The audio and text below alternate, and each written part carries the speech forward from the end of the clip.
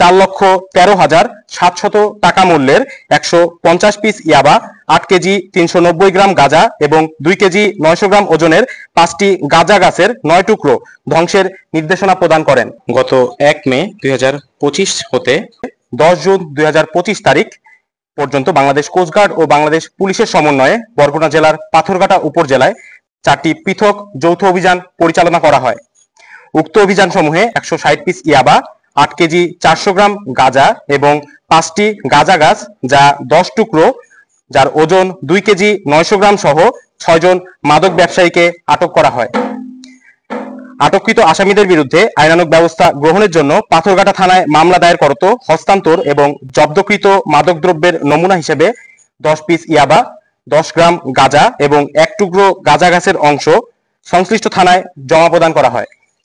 পরবর্তীতে chief judicial magistrate Patharghata Barguna স্মারক নং 1007 তারিখ 15 জুলাই 2025 মোতাবেক কোস্টগার্ড দক্ষিণ জোন মালখানায় রক্ষিত 4,13,700 টাকা মূল্যের 150 পিস ইয়াবা, 8 কেজি 390 গ্রাম গাঁজা এবং 2 কেজি 900 গ্রাম ওজনের 5টি গাঁজা গাছের 9 টুকরো ধ্বংসের নির্দেশনা প্রদান করেন। প্রাণ সসের মাখামাখি টেস্ট নুডলসকে করে তোলে আরো ইয়ামি, আরো জোস। প্রাণ সস, সসের বস। প্রাপ্ত নির্দেশনা মোতাবেক অদ্য 17 জুলাই 2025 তারিখ বিকাল 4টায় বাংলাদেশ কোস্টগার্ড স্টেশন পাথরঘাটায় senior judicial magistrate Patharghata Barguna এর উপস্থিতিতে 150 পিস ইয়াবা এবং সর্বমোট 11 কেজি 290 গ্রাম গাঁজা ধ্বংস করা হয়।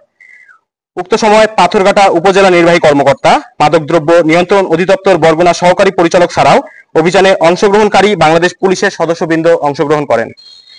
দেশের আইন শৃঙ্খলা পরিস্থিতি স্থিতিশীল রাখতে বাংলাদেশ কোস্টগার্ড 24 ঘন্টা টহল জারি রেখেছে, যার মাধ্যমে কোস্টগার্ডের আওতাধীন উপকূলীয় এবং নদী তীরবর্তী অঞ্চলে শৃঙ্খলা পরিস্থিতি অনেকাংশে উন্নত হয়েছে। মাদক পাচার রোধকল্পে বাংলাদেশ কোস্টগার্ড কর্তৃক ভবিষ্যতেও এ ধরনের অভিযান অব্যাহত থাকবে।